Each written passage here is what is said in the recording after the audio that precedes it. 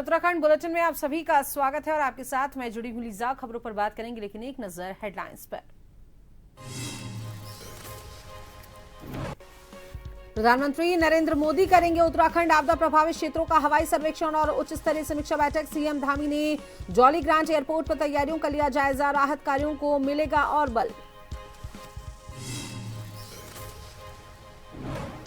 Dehradun transport limited का गठन, कुक्कुट आहार योजना को मिली स्वीकृति, न्यायिक व शहरी विकास को मिलेगा बल। उत्तराखंड कैबिनेट ने 6 अहम प्रस्तावों को दी मंजूरी।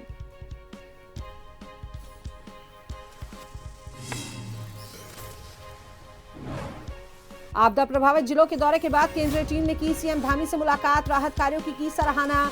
भारी बारिश और भूस्खलन से जनहानि और संपत्ति का हुआ है नुकसान।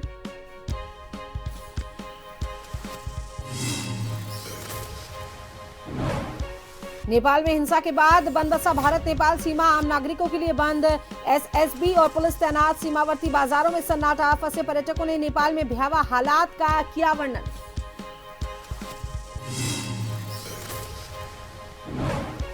रामनगर कॉर्बेट टाइगर रिजर्व में फुल डे सफारी शुरू करने की दिशा में बड़ा कदम, शासन को भेजा गया प्रस्ताव। अनुमति मिलते ही पर्यटक सुबह से शाम तक जंगल व विश्राम गृहों का ले सकेंगे आनंद।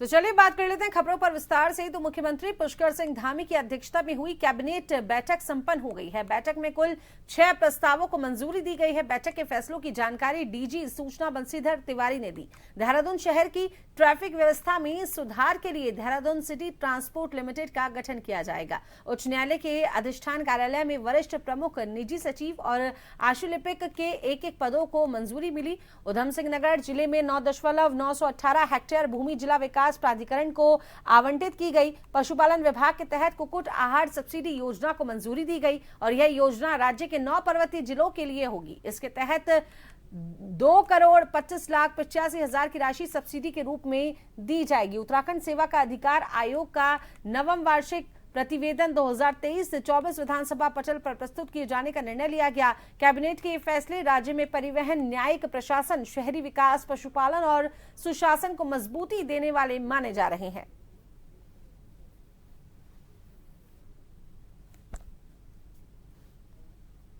स्वागत है। माननीय मंत्रिमंडल की आज बैठक हुई जिसमें कुल 6 मामलों को स्वीकृति प्रदान की गई है। इसको मैं बिंदुवार आपको बता देता हूँ। महाधिवक्ता कार्यालय माननीय उत्तराखंड उच्च न्यायालय में 2 पदों का सृजन किया गया है। वरिष्ठ प्रमुख निजी सचिव और एक आशुलिपिक का 2 पदों का सृजन जो महाधिवक्ता कार्यालय है माननीय उत्तराखंड उच्च न्यायालय में उसको स्वीकृति प्रदान की गई है। जनपद ऊधम सिंह नगर में हाजलपुर महरौला में प्राधिकरण ने वहाँ पर जमीन की मांग कर रखी थी। उसको आज माननीय मंत्रिमंडल ने 9 हेक्टेयर भूमि वर्तमान सर्किल रेट पर प्राधिकरण को हस्तांतरित की है, जिसमें वो अपना कमर्शियल और जो आवासीय परियोजना है 9 हेक्टेयर ले आएंगे। 9 हेक्टेयर 9.9 हेक्टेयर 9.9। देहरादून शहर में ट्रैफिक व्यवस्था में सुधार हेतु देहरादून सिटी ट्रांसपोर्ट लिमिटेड नाम से एक स्पेशल पर्पज व्हीकल का गठन किया गया है। ये एक तरह की कंपनी है जो देहरादून में ई बसों का संचालन करने के लिए अधिकृत होगी और प्रधानमंत्री ई बस सेवा योजना के अंतर्गत ई बसों के संचालन के साथ साथ वर्तमान नगर बस सेवा का संचालन सुव्यवस्थित और सुगठित तरीके से ये करेगी।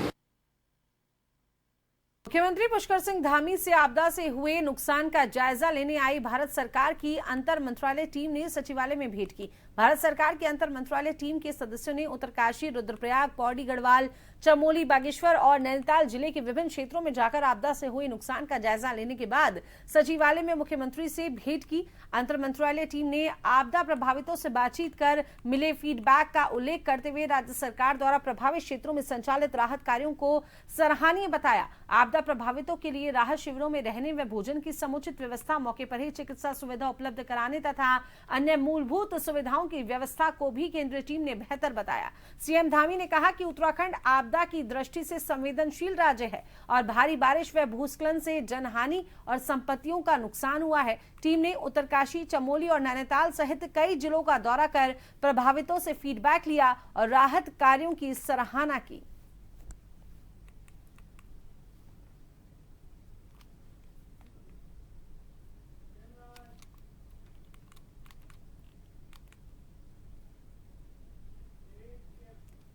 तो वहीं प्रधानमंत्री नरेंद्र मोदी उत्तराखंड के आपदा प्रभावित क्षेत्रों के हवाई सर्वेक्षण और समीक्षा बैठक के लिए पहुंच रहे हैं और इसी क्रम में मुख्यमंत्री पुष्कर सिंह धामी ने जॉलीग्रांट एयरपोर्ट पहुंचकर प्रधानमंत्री के दौरे की तैयारियों का जायजा लिया। उन्होंने अधिकारियों को सभी व्यवस्थाओं को समयबद्धता के साथ सुनिश्चित करने के निर्देश दिए।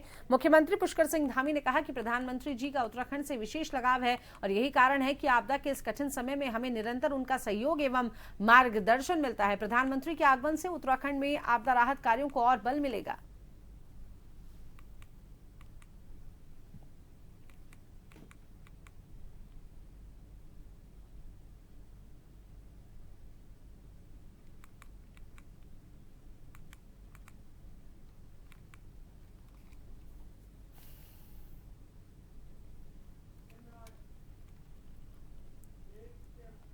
तो वहीं खबर भारत नेपाल अंतर्राष्ट्रीय सीमा बनबसा से है, जहां नेपाल में हुई हिंसा के बाद पूरे बॉर्डर को आम नागरिकों के लिए बंद कर दिया गया है। आपको बता दें कि सीमा में सशस्त्र सीमा बल और पुलिस बल को तैनात किया गया है। साथ ही सभी सुरक्षा एजेंसी के उच्च अधिकारियों द्वारा भी सीमा पर लगातार नजर बनाई हुई है। नेपाल से भारत आने वाले नेपाली आम नागरिकों के लिए सीमा पर प्रतिबंध लगा दिया गया है। स्वास्थ्य सुविधा के लिए सीमा पर सुविधा दी जा रही है। साथ ही भारत से नेपाल जाने वाले नागरिकों को जाने की अनुमति दी जा रही है और नेपाल से भारतीय मूल के निवासियों को भारत आने पर भी कोई प्रतिबंध नहीं है। वहीं आपको नेपाल में अगर किसी प्रकार की कोई भी हिंसा होती है तो उसका असर भारत के सीमावर्ती क्षेत्रों में देखने को मिलता है। इसी प्रकार आज बनबसा, मेला घाट और टनकपुर के बाजारों में सन्नाटा नजर आया। नेपाल में 2 दिन से फंसे हुए पर्यटक का कहना है कि बहुत ही भयानक मंजर देखने को नेपाल में मिला।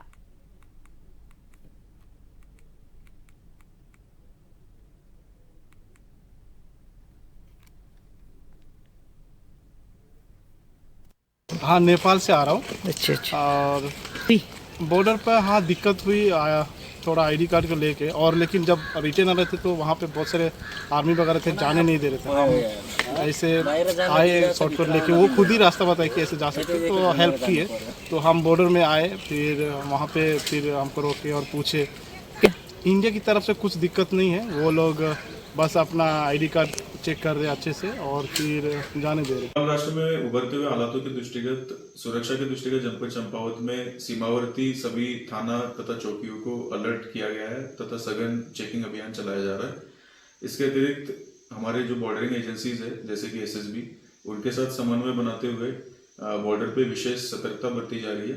कानून व्यवस्था सामान्य है। एसपी चंपावत अजय गणपति के निर्देश पर पड़ोसी नेपाल राष्ट्र में मौजूदा गंभीर हालातों को देखते हुए चंपावत पुलिस व एसएसबी द्वारा सीमा पर चौकसी और अधिक मजबूत कर दी गई है। किसी भी संदिग्ध गतिविधि पर सतर्क दृष्टि सुरक्षा एजेंसी के द्वारा नजर रखी जा रही है।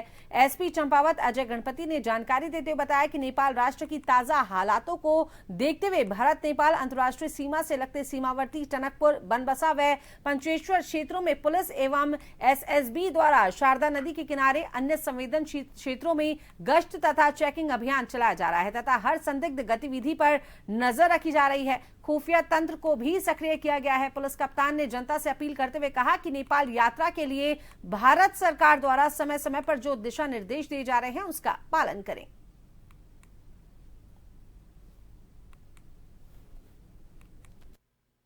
राष्ट्र में उभरते हुए हालातों के दृष्टिगत सुरक्षा के दृष्टिगत जनपद चंपावत में सीमावर्ती सभी थाना तथा चौकियों को अलर्ट किया गया है तथा सघन चेकिंग अभियान चलाया जा रहा है। इसके अतिरिक्त हमारे जो बॉर्डरिंग एजेंसीज है जैसे कि एसएसबी, उनके साथ समन्वय बनाते हुए बॉर्डर पे विशेष सतर्कता बरती जा रही है। कानून व्यवस्था सामान्य है। तो वहीं उत्तराखंड में पहाड़ से लेकर मैदान तक भारी बारिश से तबाही हुई है। मुख्यमंत्री पुष्कर सिंह धामी ने सभी जिलाधिकारियों के साथ वीडियो कॉन्फ्रेंसिंग कर आपदा से हुई क्षति का पूरा आकलन करने के निर्देश दिए। हरिद्वार जिले में बाढ़ से किसानों की फसल बर्बाद हुई। जिलाधिकारी मयूर दीक्षित ने बताया कि सभी विभागों के सहयोग से नुकसान का ब्यौरा शासन को भेजा जा चुका है और प्रभावितों को राहत पहुंचाने की कार्रवाई शुरू हो चुकी है। उन्होंने कहा कि आपदा से निपटने और मुआवजा के लिए अतिरिक्त बजट की मांग भी शासन से की गई है।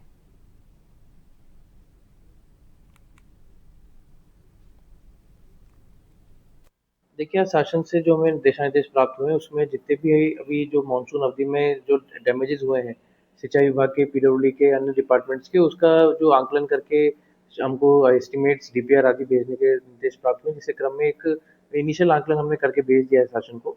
और अब विभिन्न योजनाएं जो क्षतिग्रस्त हुई उनको तत्काल रिपेयर करने के निर्देशों के क्रम में जितनी धनराशि हमारे जनपद में अवेलेबल थी उन सभी को सैंक्शन कर दिया गया है और धनराशि की भी मांग की जा रही है तथा विभागीय स्तर से भी अधिकारियों के द्वारा इसका निरीक्षण करके आगे डिटेल्स भेजी जा रही है। तो वहीं रामनगर कॉर्बेट टाइगर रिजर्व में फुल डे सफारी शुरू करने की दिशा में अहम कदम बढ़ा है। कॉर्बेट प्रशासन ने लंबे समय से लंबित मांग पर प्रस्ताव शासन को भेजा है।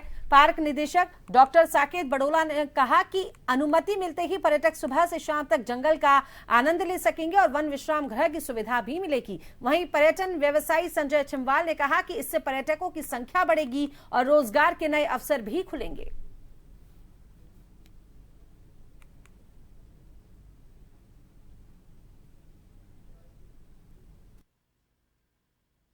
देखिए, आप अवगत हैं कि कॉर्बेट टाइगर रिजर्व में हमारे यहाँ मॉर्निंग और इवनिंग 2 समय सफारी की जाती है, जो दैनिक भ्रमण जिसको कहा जाता है।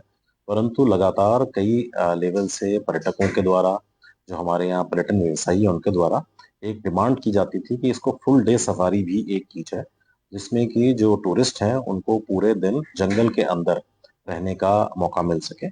हमारे द्वारा एक ऐसा प्रस्ताव बना के भेजा जा रहा है उच्च स्तर को, जिसमें अनुमति प्राप्त होने के बाद कॉर्बेट टाइगर रिजर्व में फुल डे सफारी की जाएगी। बहुत ही स्वागत योग्य कदम है, क्योंकि जब तक ऑनलाइन व्यवस्था नहीं थी परमिटों की तो कॉर्बेट में फुल डे सफारी हुआ करती थी और उसमें पर्यटक निर्धारित समय में सुबह और शाम की पाली में अंदर ही रहकर सफारी कर सकते थे। परंतु जब से ऑनलाइन व्यवस्था चालू हुई तो ये फुल डे सफारी बंद कर दी गई थी। इसमें हमने प्रशासन से बार बार ये मांग की थी कि इसको सुचारू किया जाए, क्योंकि उसमें कई लोग हमारे जो पक्षी अवलोकन वाले होते हैं या फिर जिनको नेचर में ज्यादा रहना पसंद है वो इसको चाहते हैं। तो इससे सभी को फायदा होगा, सरकार को राजस्व की इससे वृद्धि होगी, स्थानीय लोगों में जो है रोजगार बढ़ेगा और जो पर्यटक हैं वो जंगल में अधिक समय बिता पाएंगे। हाईकोर्ट उत्तराखंड उच्च न्यायालय ने एक ऐतिहासिक फैसला सुनाते हुए कहा कि गिरफ्तारी के समय लिखित कारण न बताना संविधान के अनुच्छेद 21 और 22 का स्पष्ट उल्लंघन है। कोर्ट ने मोहम्मद तनवीर की गिरफ्तारी और 9 मार्च 2025 को दिए गए रिमांड आदेश को अवैध करार देते हुए उसे तत्काल निजी मुजल्के और 2 जमानतदारों की गारंटी पर रिहा करने के लिए कहा है। न्यायमूर्ति आलोक मेहरा की एकल पीठ ने कहा कि गिरफ्तारी के बाद बिना लिखित आधार बताए बार बार रिमांड आदेश देना कायदे कानून के खिलाफ है। कोर्ट ने सर्वोच्च न्यायालय के हाल के फैसले का हवाला देते हुए कहा कि गिरफ्तारी का कारण बताना महज औपचारिकता नहीं है बल्कि मौलिक अधिकार है। याचिकाकर्ता ने दलील दी थी कि पुलिस ने गिरफ्तारी के समय उसे लिखित कारण नहीं बताया।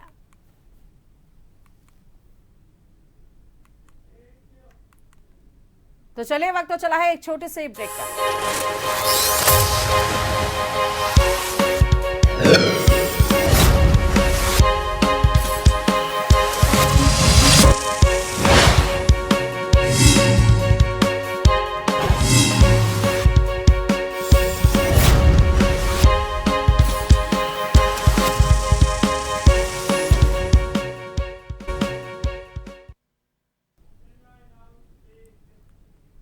ब्रेक के बाद एक बार फिर से स्वागत है। खबरों के सिलसिले को आगे बढ़ाते हैं तो रुड़की में युवाओं की चलती गाड़ी पर हुड़दंग का सिलसिला लगातार जारी है। वहीं एक वीडियो सोशल मीडिया पर खूब वायरल हो रहा है जिसमें एक युवक कार के भीतर बैठकर कार चला रहा है और एक दूसरा युवक कार की सनरूफ छत से बाहर निकलकर पटाखे छोड़ता हुआ दिखाई दे रहा है, जिसमें राहगीरों को काफी परेशानियों का सामना करना पड़ा। वहीं कार के अंदर हूटर बजाने की आवाज भी सुनाई दे रही है। इस हुड़दंग से राहगीरों में खलबली मची रही। वीडियो रुड़की की सिविल लाइन कोतवाली क्षेत्र की बताई जा रही है जो सोशल मीडिया पर वायरल हो रही है। वहीं हरिद्वार एसएसपी परमेंद्र सिंह डोभाल का कहना है कि मामला संज्ञान में आया है। वीडियो के माध्यम से आरोपियों को चिन्हित कर उचित कार्रवाई अमल में लाई जाएगी।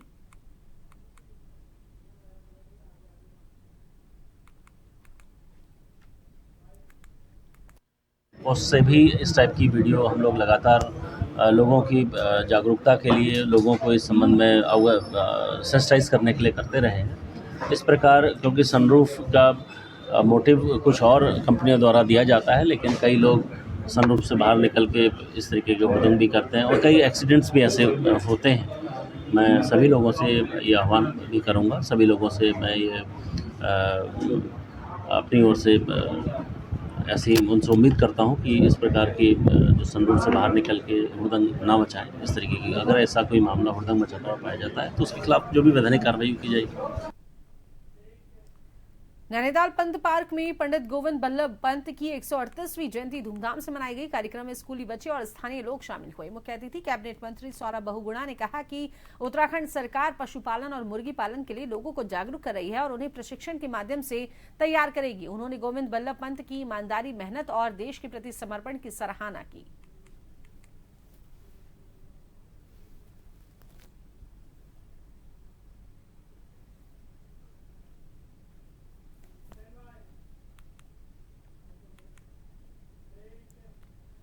रामनगर के बैल पड़ाव क्षेत्र में बुधवार दोपहर 13 वर्षीय मासूम हरजीत साइकिल से गिर गया और गंभीर चोट के कारण रास्ते में उसकी मौत हो गई। घटना के बाद परिजनों में कोहराम मच गया और पुलिस मामले की गहन जांच में जुट गई है। चिकित्सक डॉक्टर तोहित ने बताया कि बच्चे को अस्पताल लाया गया था, लेकिन तब तक उसकी मृत्यु हो चुकी थी। हादसे के कारणों की जांच के लिए पुलिस मौके पर पहुंचकर सभी पहलुओं का पता लगा रही है। जी, जैसे कि अभी थोड़ी देर पहले एक हमारे पास बच्चा आया था हरजीत नाम का, जिसकी उम्र 13 साल बताते हैं। ये बच्चा जो था पीरू मदारा के पास था। बताते हैं कि साइकिल चला रहा था, साइकिल चलाते चलाते जमीन पर गिरा है और जिसकी वजह से गर्दन पर चोट आई है जो पंचर वुंड टाइप का है। उसके बाद लगभग 45 मिनट से 1 घंटे बाद उसके माँ बाप हमारे पास लेकर आए हैं, तो बच्चा हमारे पास मृतक अवस्था में आया। तो वहीं रामनगर कोतवाली पुलिस ने नशे के अवैध कारोबार के खिलाफ कार्रवाई करते हुए ग्राम लुटावड़ निवासी हितेश को गिरफ्तार किया। आरोपी के कब्जे से 7 किलो अवैध गांजा बरामद हुआ है। कोतवाल अरुण कुमार सैनी ने जानकारी देते हुए बताया कि आरोपी पूर्व में भी एनडीपीएस एक्ट के तहत जेल जा चुका है और उसके खिलाफ संबंधित धाराओं में मुकदमा दर्ज कर कोर्ट में पेश किया गया। पुलिस ने अवैध नशे के कारोबार पर अंकुश लगाने के लिए अभियान तेज कर दिया है।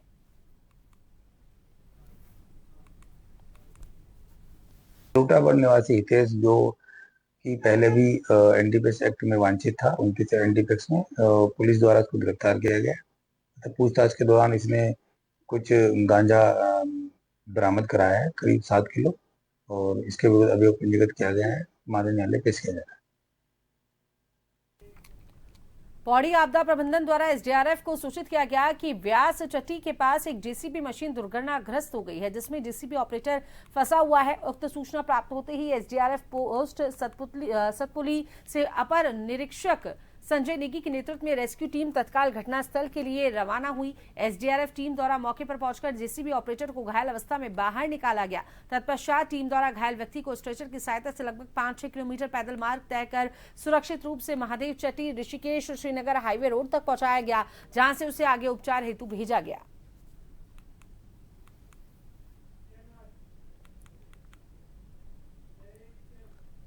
उत्तरकाशी जनपद में गंगोत्री राष्ट्रीय राजमार्ग नालू पानी वाले हिस्से के पास पहाड़ से बड़े बड़े बोल्डर गिरने से एक बार फिर यातायात बाधित हो गया। मार्ग बंद होने से गंगोत्री धाम आने जाने वाले वाहनों की आवाजाही थम गई और यात्रियों व स्थानीय लोगों को दिक्कतों का सामना करना पड़ा। सूचना मिलते ही बीआरओ की टीम ने मौके पर पहुंचकर पोकलेन मशीनों की मदद से बोल्डरों को हटाने का कार्य शुरू किया। मार्ग को जल्द से जल्द सुचारू करने के लिए युद्ध स्तर पर प्रयास जारी है। प्रशासन ने यात्रियों से अनावश्यक रूप से मार्ग पर न रुकने और सुरक्षा का ध्यान रखने की अपील की है।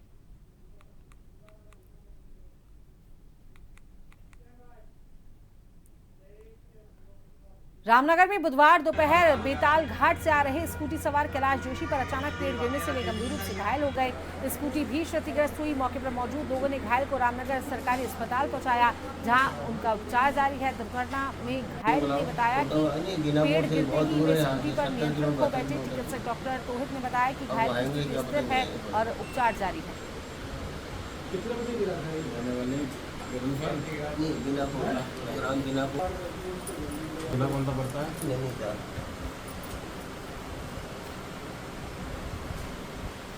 कहाँ रहते हैं? दीनाकोट बेताल घाट। स्कूटी से आ रहा था तो एकदम पेड़ अचानक आ पड़ा सामने। फिर मैं ब्रेक मारते मारते फिर मेरे ऊपर ही गिर गया पेड़। कहाँ पे की घटना है? ये आमडंडा के पास। बेताल घाट से रामनगर आ रहे थे? हाँ, बेताल घाट से मेरे को कोटा बाग जाना था। जैसे कि एक दूसरा केस और हमारे पास आया था। ये बिरुन खान ऊपर के रहने वाले एक पेशेंट है पहाड़ के। ये अपनी स्कूटी से रानीखेत रोड की तरफ जा रहे थे, जहाँ आमडंडा एक जगह पड़ती है। वहां पर एक पेड़ इनकी गाड़ी स्कूटी के आगे आ गया था, जिसकी वजह से इनको चोट आई है। मरीज का नाम कैलाश है। अभी मरीज हमारा पूरी तरीके से स्टेबल है, कोई वैसी दिक्कत तो नहीं है। मरीज की ड्रेसिंग और ट्रीटमेंट कर दिया गया है। तो चलिए, इस वक्त के लिए अभी के लिए इतना ही। बने रहिए सन टीवी के साथ।